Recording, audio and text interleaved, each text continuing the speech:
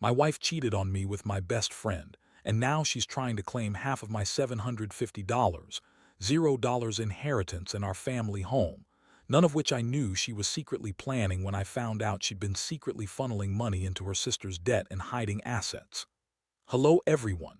Dear listeners, please share your thoughts in the comments section below. And don't forget to like, share, and subscribe. Now, let's begin the video. Using a throwaway for obvious reasons, with certain specifics modified to preserve anonymity. I never thought I'd be the guy sitting here, writing about how my wife cheated on me with my best friend, and now she's trying to take half of my inheritance and our family home. Honestly, it feels like I've been hit by a truck, but I guess I should start from the beginning, how I found out, because that's what changed everything. It started about 3 months ago. Things seemed normal on the surface, but I couldn't shake this feeling that something was off. My wife, Jessica, had always been a little high maintenance, but she'd recently become more secretive. She'd disappear for hours without telling me where she was going, and her phone became a fortress. She'd hide it, change passwords, and get defensive if I asked to see it. But I brushed it off, telling myself I was just paranoid. I mean, maybe she was just stressed at work or dealing with her sister's constant financial messes. Then one day, I noticed some strange charges on our joint bank account. Small at first, an extra coffee here, a few dollars at some boutique I'd never heard of. But then I saw a larger charge at a hotel downtown, one I knew Jessica had no reason to be at. I looked up the hotel, and it was a high-end place in the city.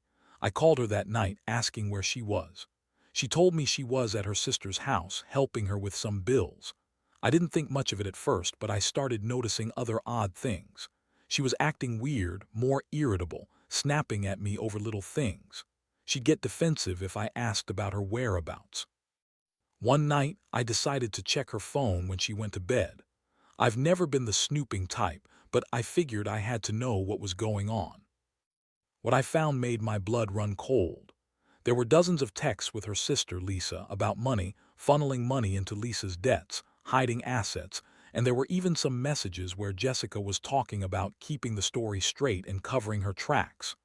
That's when I saw the pictures, screenshots of hotel receipts, messages with my best friend, Mark, talking about meeting up late at night, texting her, "Can't wait to see you tonight." I couldn't believe it. My wife, my partner, was cheating on me with my best friend. I felt like I'd been punched in the stomach, then kicked when I was down. How long had this been going on? How much had I missed? I kept looking through her phone, trying to find more, trying to understand how I'd been so blind. The worst part, she lied about everything. Said she was working late, helping her sister, doing charity work. She told me she loved me, that she was committed. Meanwhile, she was sneaking around with Mark, secretly draining our family's money and scheming to take what she thought she deserved. She's always been bitchy, dismissive, and manipulative, but this was next level. It felt like my entire life was a lie. I was furious, hurt, betrayed, everything at once. And I knew I had to confront her, but I also knew this wasn't going to be easy. Jessica always had a way of twisting things around, making herself the victim. But I had proof now, and I was ready to face her. The confrontation came sooner than I expected, and it hit like a freight train. I couldn't sleep that night, my mind racing with everything I'd uncovered. I was sitting in the living room, staring at my phone, when Jessica finally came home around midnight. She looked tired, but there was that familiar sneer on her face, like she thought she was the smartest person in the room. I didn't waste time. As soon as she stepped inside, I turned on her. "Who is Mark to you?" I asked, voice low but steady. She froze for a second, then tried to brush it off with her usual bitchy attitude. "What are you talking about? You're paranoid. You're just overthinking things." I pulled out my phone and showed her the messages. The hotel receipts, the late-night texts, the flirty exchanges, everything. Her face twisted into a look of pure contempt. "Oh, so now you're spying on me. Classic. You're just jealous because I'm tired of your boring ass." That was the moment I saw her true colors. She lied, spun her excuses, and blamed me for not trusting her, even though I had every right to be suspicious. I told her I knew about her affair with Mark, about the money she'd been funneling into Lisa's debts, and about her plans to take half my inheritance and the house. Her eyes went wide, then narrowed into that bitchy glare. "Listen, I didn't mean for you to find out like this," she snapped.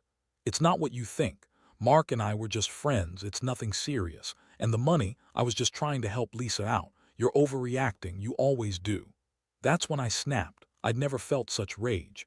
I told her she was the biggest liar I'd ever met. How she'd been secretly draining our savings, hiding assets, and planning to take everything I'd worked for. I told her I knew about her secret accounts, the money she'd been funneling into her sister's debt, and how she'd been manipulating everyone around her. I was furious, her lies, her betrayal, the fact that she'd been sleeping with my best friend. She scoffed and rolled her eyes. "You're just mad because I don't want your boring, predictable life anymore. Mark makes me feel alive. Maybe you should try it sometime." She spat out the words like venom. That was the moment I realized this wasn't some petty fling.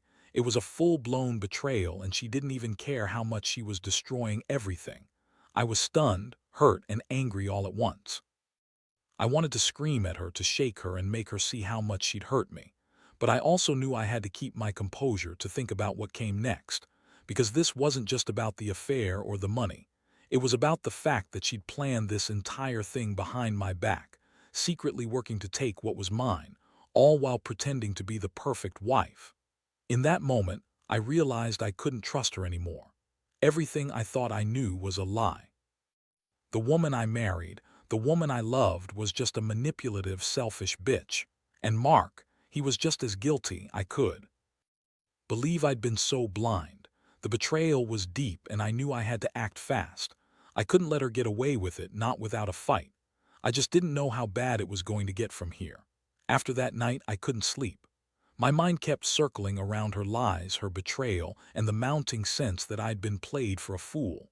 I started digging deeper into her financials, more than just what I'd already found. I needed to know just how far she'd gone, how much she'd hidden, and what her real plans were. It turned out she'd been funneling money into her sister Lisa's debts for months, small amounts at first, then larger sums. I found bank transfers, emails, even receipts for cash withdrawals that I never authorized or knew about. She'd been secretly building a nest egg, hiding it in offshore accounts under fake names. I was stunned. I'd always thought we were doing well financially, but it was all a lie.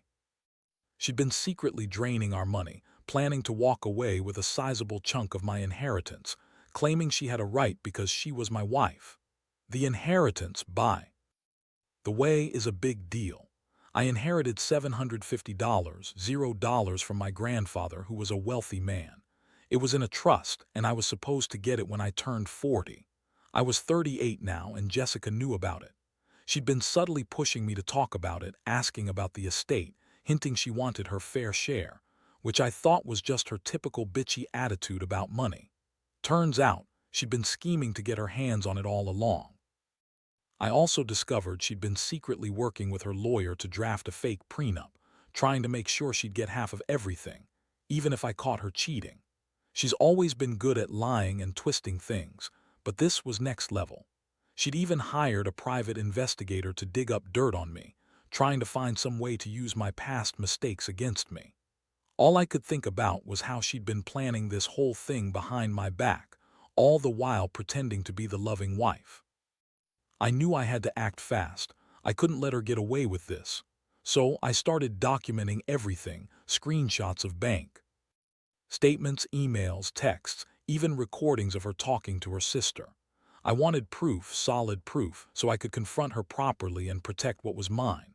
I looked into hiring a lawyer, someone who could help me fight her for the inheritance and the house, because I knew she was planning to claim half of everything and she had no right. She was just the wife, not the owner. Meanwhile, she kept up her act, acting innocent, acting like she was the victim. She'd cry, say I was paranoid, accuse me of turning against her, but I wasn't falling for it anymore. I saw her for what she was, a manipulative, selfish woman who'd do anything to get her hands on my money and ruin me if she could. The worst part, she had the nerve to call me a bad husband, say I was abusive for catching her cheating.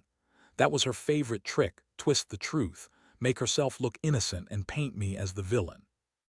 I started to realize that this wasn't just about the affair or the money. It was about her trying to control everything, to take what wasn't hers legitimately, and to destroy my life in the process. I was furious, but I also felt betrayed on a level I'd never experienced before. I'd trusted her with everything, my love, my life, my inheritance, and she'd been plotting behind my back from day one. At this point, I knew I had to do something drastic. I couldn't just confront her and hope she'd stop or change. I had to protect myself, my assets, and my future. So I started gathering everything I needed: legal advice, evidence, a plan to confront her publicly if I had to. Because if she thought she could just walk in, take half my inheritance, and walk away, she had another thing coming. I was done being blind, and I was ready to fight for what's mine. The day I decided to confront Jessica again, I knew I had to be careful. I had enough evidence to prove her scheme, but I also knew she'd go on the offensive. She was good at twisting words, throwing tantrums, and playing the victim. Still, I couldn't keep pretending everything was fine. I had to lay everything out on the table, face her head on, and get her to admit what she'd been doing. I called her into the living room that evening, told her I wanted to talk serious, no more bullshit. Her eyes narrowed, that typical bitchy look she always had when she was about to lie her way out of something. She sat down, crossing her arms, and looked at me with that "what do you want now?" expression. I started by showing her the bank transfer records, the emails, the receipts. I laid out all the proof I'd collected, screenshots of her secret accounts, her plans to claim half the inheritance, even her conversations with Lisa about her debts. Her face went pale for a second, then flushed with anger. "You've been lying this whole time," I said. "You've been secretly working to take everything I worked for, my inheritance, the house, everything. You thought you could just drain our savings and walk away with it, didn't you?" She scoffed, trying to dismiss it. "You're just jealous because I don't want your boring life. Mark and he's just a friend, I swear." "Stop," I cut her off. "I know about the affair. I saw the messages. I know you've been sleeping with Mark behind my back for months. And I know about the money you've been funneling into Lisa's debts. You're a manipulative, selfish bitch, Jessica. I trusted you, and you've been lying to my face this entire time." Her eyes widened, then she started crying fake tears. "I knew it. You don't understand. Mark and I were just friends. It's not what you think. I was just trying to help Lisa, and I never meant for you to find out like this. I love you. Don't lie," I snapped. "You're only sorry because you got caught. I should have seen it coming. The way you've been acting, your secretive calls, the way you constantly tried to control everything. You've been planning this for months. You're trying to take what's mine, everything I've worked for, and you're crying now because you're scared of losing it." She looked away, biting her lip, trying to come up with some excuse. But I'd had enough. I told her I was going to see a lawyer, that I'd be taking steps to protect my inheritance and the house. I was done with her lies, her manipulations, her schemes. I told her she could either come clean and own up to everything, or she could prepare for what was coming. The moment I said that, she snapped. Her bitchy mask fell away, replaced by pure rage. "You think you're so smart, don't you? Well, I don't care what you say. I deserve half of everything. You're just afraid I'll take it all and leave you with nothing. That's why you're trying to cut me out." I looked at her, disgusted. "You think this is about fairness? No, it's about justice. I trusted you, Jessica. I gave you everything, my love, my life, my money, and you were just using me. Well, I hope you're happy with what you've done, because I'm not going to let you get away with it." She stormed out of the room, screaming that I was breaking up the family over some stupid money, that I was crazy for thinking she'd do this. But I knew I had to stay strong. She could cry, lie, and scream. Nothing was going to change the truth. I was done being the naive husband. I was done trusting a woman who had been secretly planning her way to my inheritance and our home. That night I sat alone, feeling a mixture of relief and dread. I knew this was just the beginning. She wouldn't give up easily, and I'd have to be prepared for her next move. But I also knew one thing for sure. I wasn't going to let her take what was rightfully mine without a fight. I'd protect my assets, my future, and myself, no matter what it took. Over the next few days, I threw myself into action. I couldn't just sit around and wait for her to make her move. I contacted a lawyer, someone who specialized in family law and inheritance disputes. I handed over all the evidence I'd gathered, from bank statements to her secret messages. The lawyer told me I had a solid case to protect my inheritance and the house, especially since Jessica's plans were so blatant. Meanwhile, Jessica played the victim like a pro. She started calling me every name in the book, accusing me of being paranoid, controlling, even abusive. She insisted she loved me and that she'd never cheat or try to steal from me. The worst part was her constant denial, even when I laid out the facts. She'd lie through her teeth and then turn around and say I was the crazy one for accusing her of things she didn't do. She even tried to guilt-trip me, crying about how I must not really love her because I was destroying our marriage over money. But I wasn't falling for her manipulations anymore. I knew her game. I knew she was trying to wear me down to make me doubt myself. She was desperate, and I could see it in her eyes. She'd been planning this for months, and now she was trying to spin it as if I was the one at fault. One day, I found out she'd been secretly meeting with her lawyer, probably to try to get a settlement that would favor her or to figure out how to hide more assets. I had a friend who was a private investigator, and I hired him to follow her. Turns out she'd been visiting a lawyer's office in the city, meeting with her at strange hours, trying to make deals behind my back. When I confronted her about it, she denied everything, acting innocent again.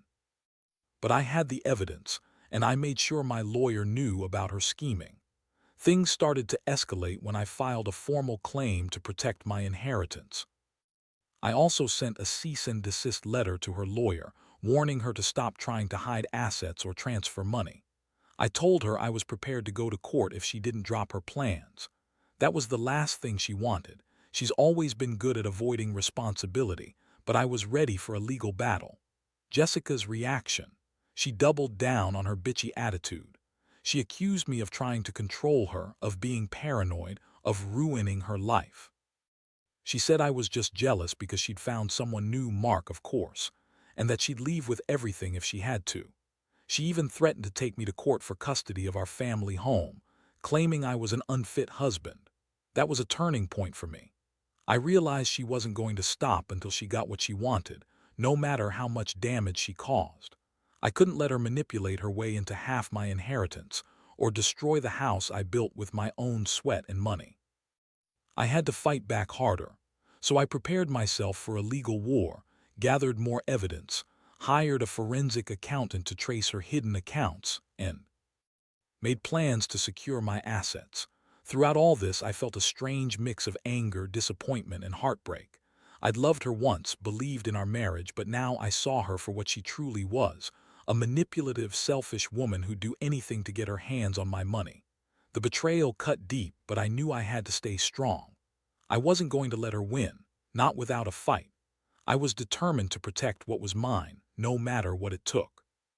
The court date finally arrived, and I won't lie, it was one of the most stressful days of my life. Jessica showed up with her lawyer trying to look innocent, but I knew better. She was desperate, and her entire plan was unraveling fast.